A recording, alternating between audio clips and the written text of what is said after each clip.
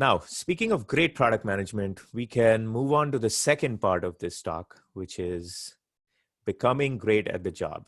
And in this part, I'll talk about how you become great at product management once you've gotten the role. And I'll start with two frameworks that I share with any new team member of mine. This is my go-to framework in conversations with any early career PM.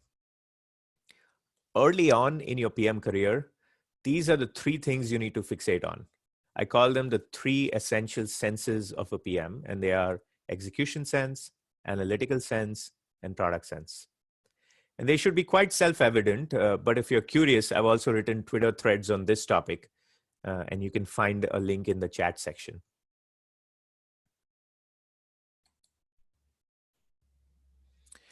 I also want to share with you another framework that I share with team members very early on in our relationship.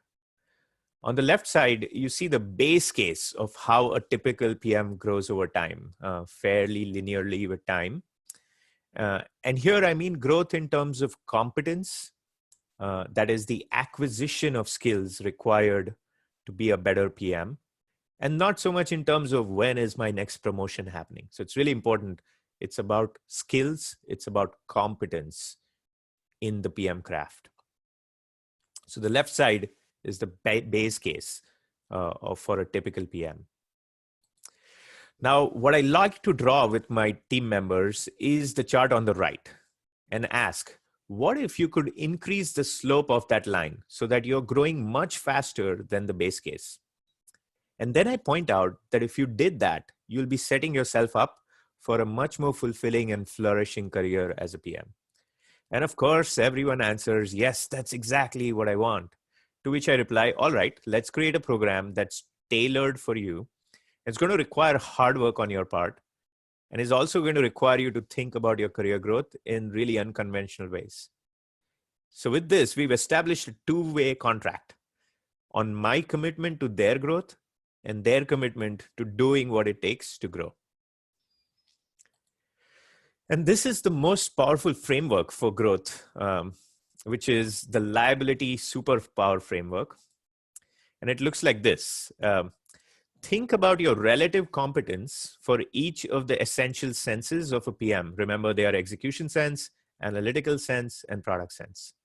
Now, early on in your career, one of these might be a strength, and another one might be a major liability. So here's your strategy. You need to work on eliminating any liabilities as soon as possible. You need to bring your below median sense at least up to the median. And you need to turn your biggest strength into a superpower. Now, to make this concrete, I'm going to share my liability superpower plot when I had just started out as a product manager at Yahoo.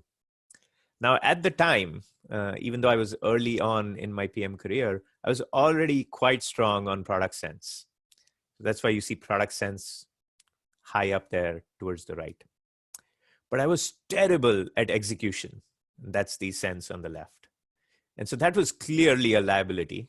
And I was okay at analytical sense, but still well below the median. So I began by focusing on eliminating the execution liability at Yahoo. And then after Yahoo, getting to Google was great because back then Google excelled at execution. And within 2 years of being at Google, my execution sense was well above the median.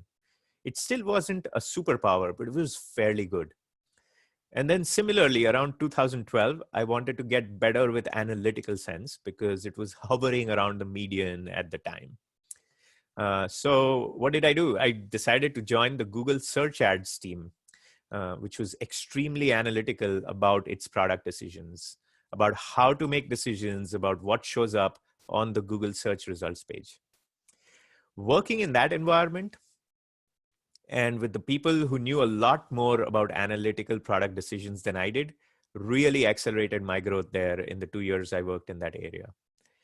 And this came in very handy for me at Twitter, which particularly valued product people with strong product sense and strong analytical sense. And so having placed myself outside of my comfort zone to exercise my analytical sense on Google search ads came in very handy for my success at Twitter. So that's my liability superpower plot. Now, taking on projects that force you to fix a liability is great, no doubt. The trouble here is that most PMs just do that. They choose only to learn from projects at work. And I think that's a mistake as well. And really ambitious PMs are especially susceptible to that mistake. They're ambitious, they're fixated on moving up, and the way they decide to channel all that ambition is to put all of their time and energy towards ongoing projects at work. And they don't leave time for any growth outside of those projects. So, what do I recommend instead of doing that? It's this framework. Let's visualize this framework in terms of the time you have during a given week. So, a week has 168 hours. Now, you will allocate a part of that chunk of time to your career. This includes everything you do for your job and your career growth. Now, let's say you've allocated 60 hours as career time every week, and the remaining will be applied towards other parts of your life. Like you also need to sleep, right? So as I mentioned, the default approach of very ambitious PMs is to spend all of this career time on projects at work. All of these 60 hours will be spent on ongoing projects at work. Here's the approach that I recommend instead. Here, we're still starting with 60 hours of career time. We haven't changed that because you do have a life outside of your career. But you're spending 80% of your time on projects at work. And you're spending the remaining 20% on focused study. You're spending it on turning your liabilities into non-liabilities and your strengths into superpowers. And too often, ambitious PMs find this counterintuitive. They ask me, well, if I do this, Shreyass, won't it hurt my growth at work? And what I've found is quite the opposite.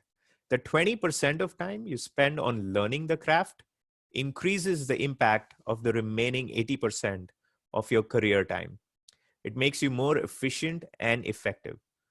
So it's counterintuitive for sure, but spending less time on your work projects than you would normally will help you do a better job on those projects if you're spending the remaining time on focused study. Plus, you will differentiate yourself from the crowd because you'll be building entirely new skills for yourself and for your company. And note that this doesn't just apply to early career PMs. It applies at all levels of product management. Let's take my own example when I began leading larger product teams.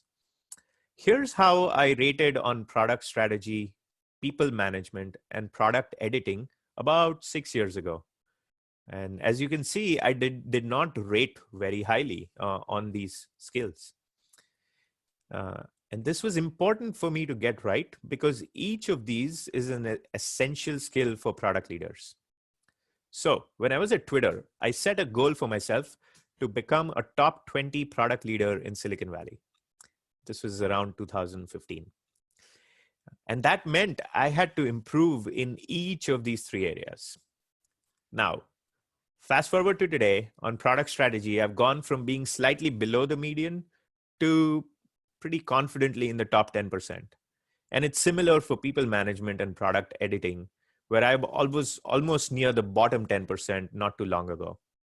And to this day, after 15 years of doing product management, I still spend about 20% of my time every week on things that just make me better at the craft. And that's why in my Good PMs, Great PMs thread, I wrote that good PMs constantly learn the craft of product management through the projects they take on at work. Great PMs also learn through work projects, but they learn a lot more about their craft in their personal time because of their curiosity and passion for self-improvement.